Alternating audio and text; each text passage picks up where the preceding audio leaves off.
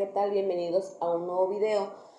Vamos a dar continuación al tema de la introducción a la epidemiología. En mi primer video ese fue el tema que hablé. Logré abarcar varios puntos.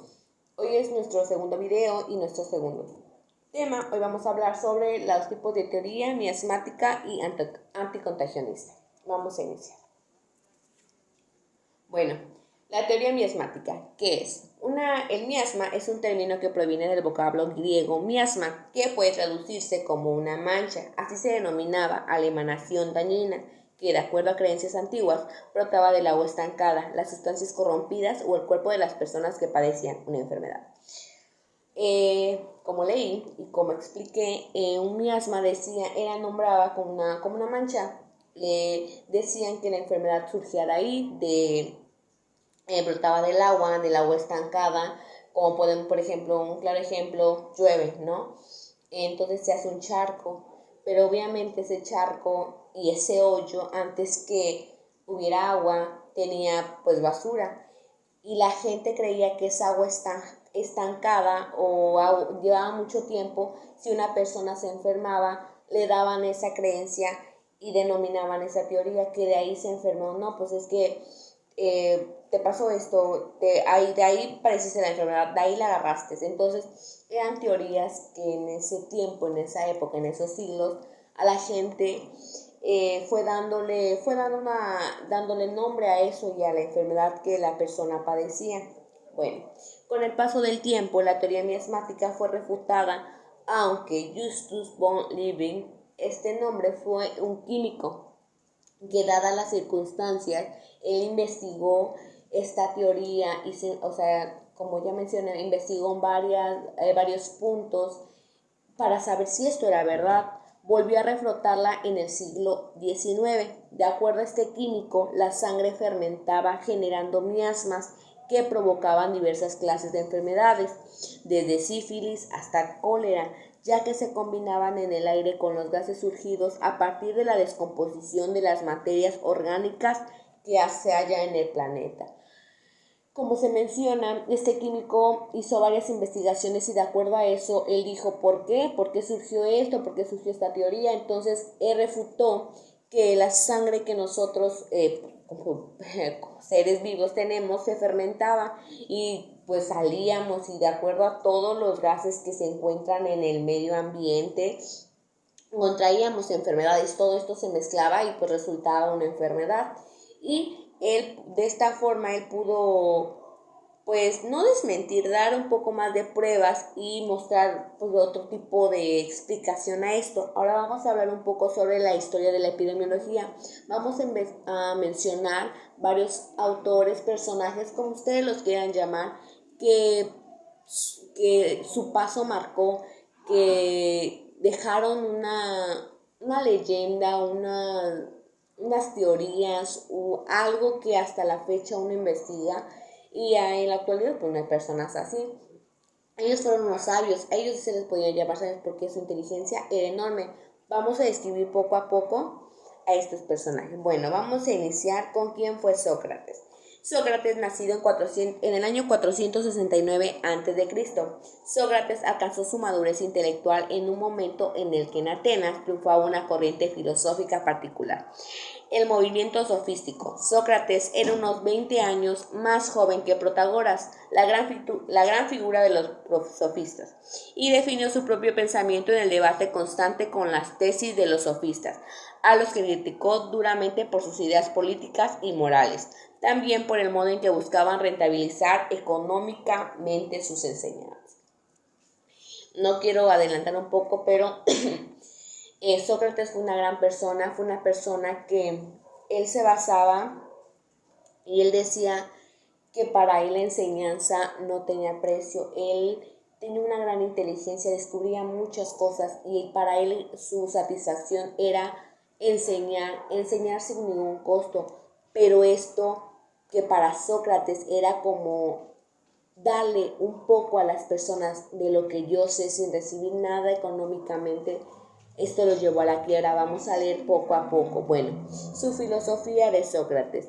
Se diferenciaba de los sofistas, ya que no cobraba por sus lecciones, lo que lo llevó a vivir en la pobreza casi toda su vida, salvo cuando sirvió como hoplita, soldado de artillería pesada, en la guerra del Peloponeso. Jamás se consideró a sí mismo un sabio, aun cuando su mejor amigo Querofonte le preguntó al oráculo si existía un hombre más sabio que él, y la respuesta fue negativa. Así fue que comenzó la búsqueda de la persona más sabia, preguntando y hablando con todos los considerados sabios, pero solo se dio cuenta que creían saber más de lo conocido. Bueno, Sócrates, como ya he mencionado, todo esto que él hacía de corazón, que enseñaba de corazón, lo llevó a la bancarrota, siempre vivió en la pobreza, buscó otros medios para salir adelante.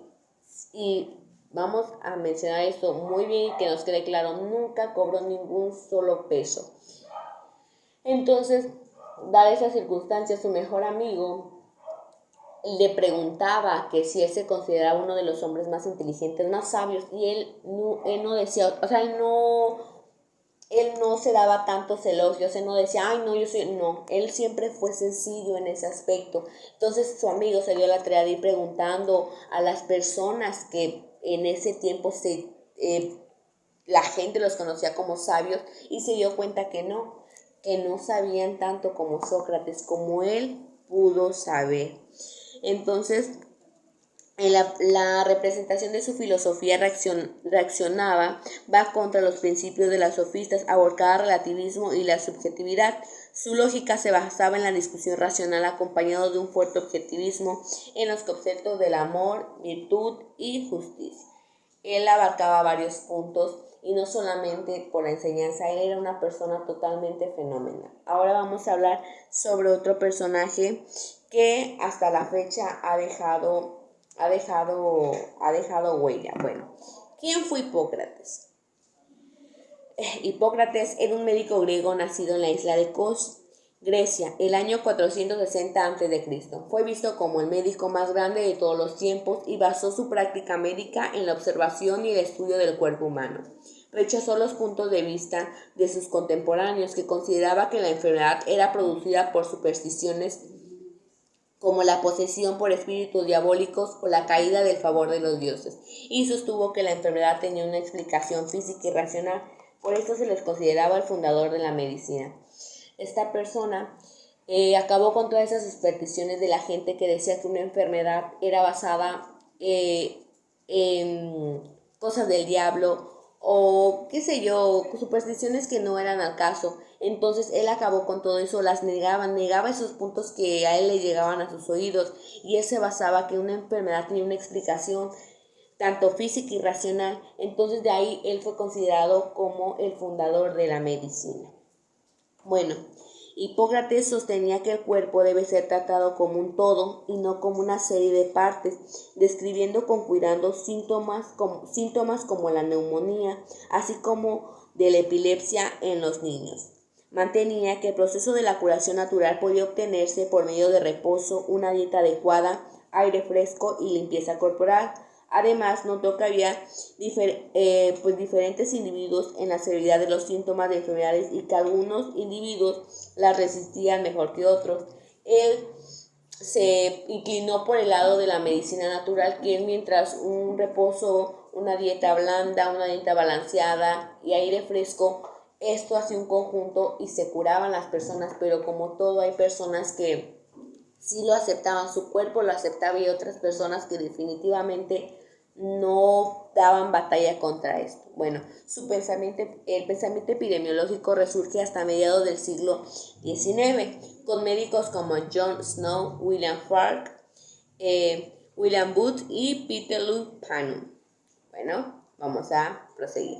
Vamos a hablar acerca de John Snow. Vemos su fotografía, una persona que en esos tiempos era así su vestimenta, que en la actualidad pues hay personas que no se vestirían así, pero pues como todo te adaptas a la época. Ahora vamos a describir un poco de su bibliografía.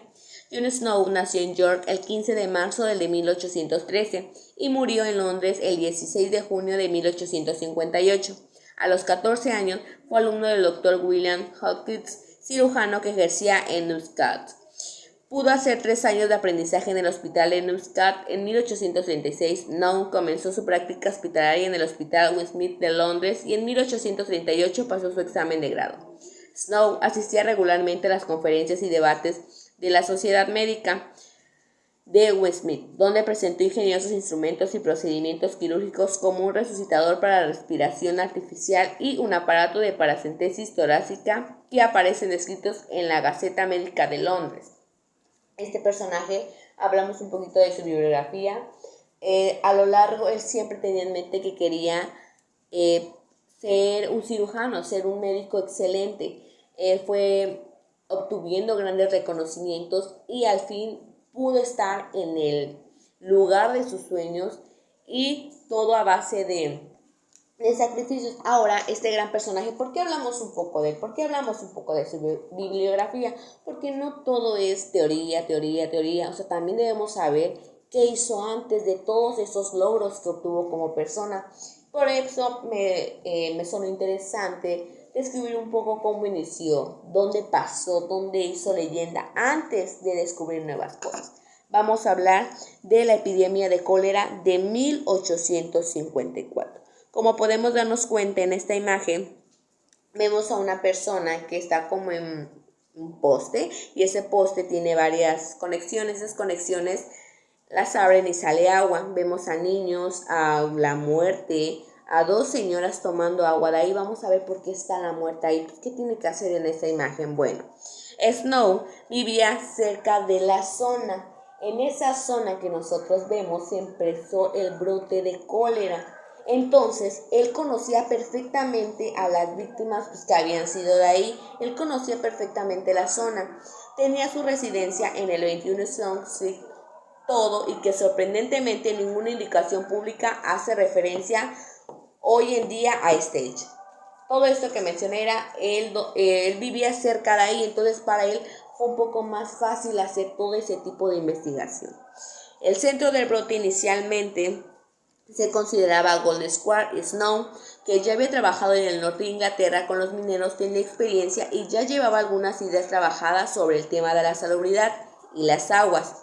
Contrariamente a lo que se ha dicho, ni era un completo desconocido, ni la idea de que el culpable de transmitir la enfermedad fuera el agua le vino por inspiración divina.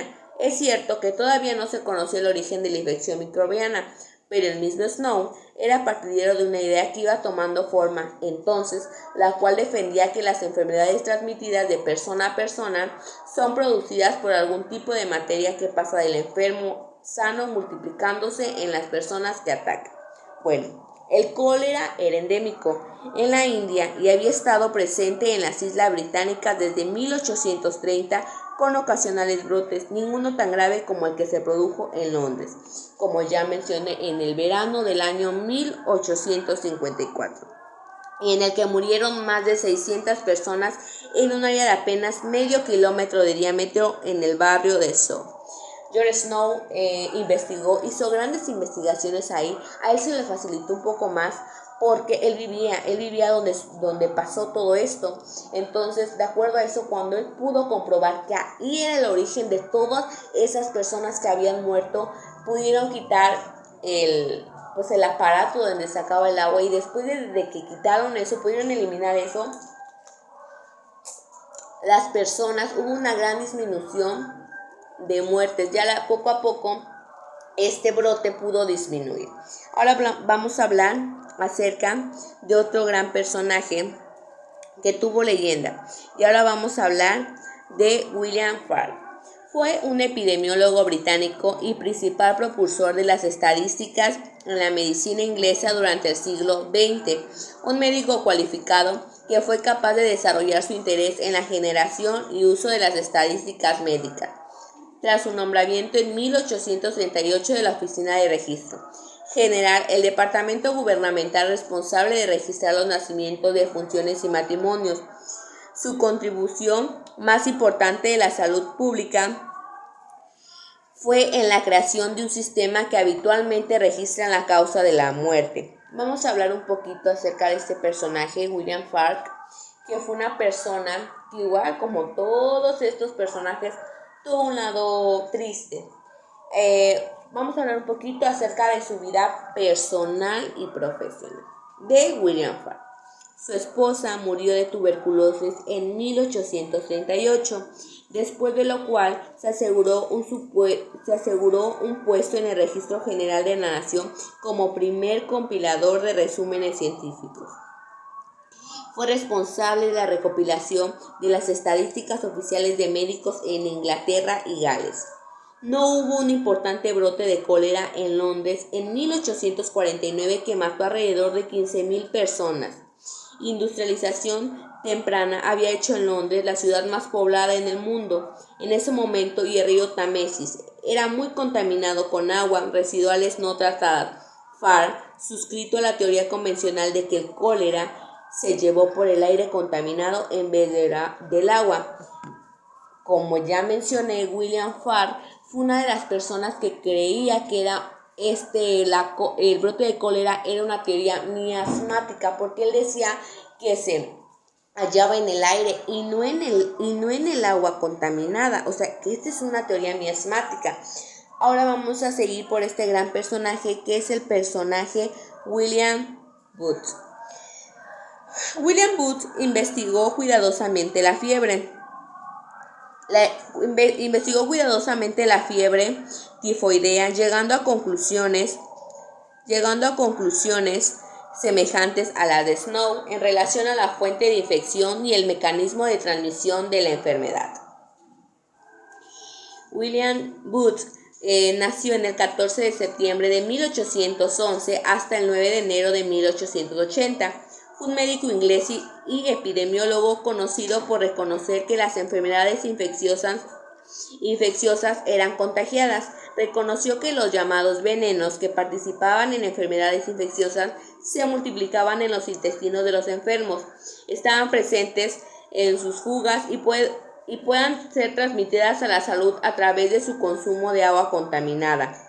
Se entiende sobre todo esto acerca de la transmisión del cólera, como se aprendió del labor médico de John Snow. Como podemos darnos cuenta, este personaje fue un personaje que, al igual que yo, los que he mencionado fueron los más importantes, y todos daban que Jon Snow era una persona que fue muy importante, que él fue el que descubrió de dónde se originó todo ese brote en el año 1854. Entonces, si nos ponemos a analizar, como que todo está conectado y todos dan al mismo nombre, entonces es algo que es sorprendente.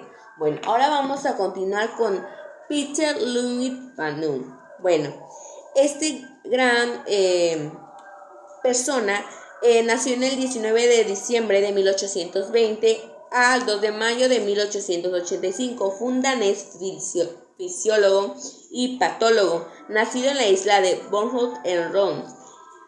Durante 1846 fue elegido por el gobierno para llevar a cabo la investigación de un sarampión epidemia en las Islas Feroe. Como resultado de sus investigaciones, publicó un tratado clásico titulado Observaciones hechas durante la epidemia de sarampión en las Islas Feroe en el año 1846. Más tarde, estudió con Rudolf Virchow en la Universidad de Würzburg. Desde 1855 fue profesor de la Universidad de Kew, donde estableció un laboratorio de fisiología.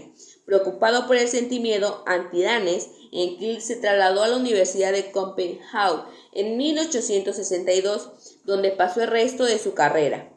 Entre sus estudiantes en Copenhague era fisiólogo Christian Borch y otros personajes que pudieron darse cuenta. Entonces, este personaje, vamos a darnos cuenta que fue una persona que fue relacionada con el brote de sarampión, que vamos a mencionar un poco más adelante. En estas islas que podemos ver, las Islas Feroe, fue donde se inició empezó sus investigaciones. Entonces, ahora vamos, como podemos darnos cuenta, de igual forma coloqué el esquema de vacunación del niño. O sea, este requisito es muy importante porque hay vacunas que podemos ver en la actualidad que hay personas que son como antivacunas, que no se quieren colocar ninguna vacuna, que porque dicen que te van a poner una enfermedad o te van a poner otra cosa para morirte. Entonces, esta vacuna, esta cartilla, nos damos cuenta que es desde los 0 a 9 años de edad.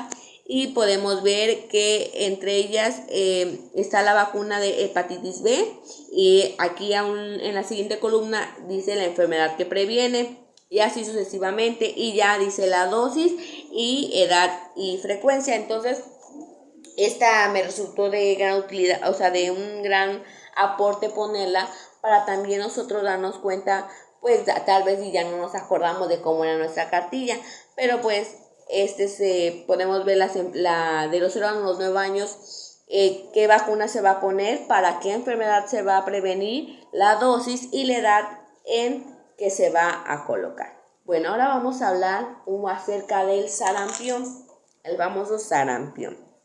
Bueno, como podemos darnos cuenta en esta imagen que está a mi lado izquierdo y derecho, podemos ver que vemos como varias ronchitas, varias cositas rojas. Entonces vamos a hablar acerca del sarampión. Bueno, el sarampión es una enfermedad muy contagiosa y grave causada por un virus.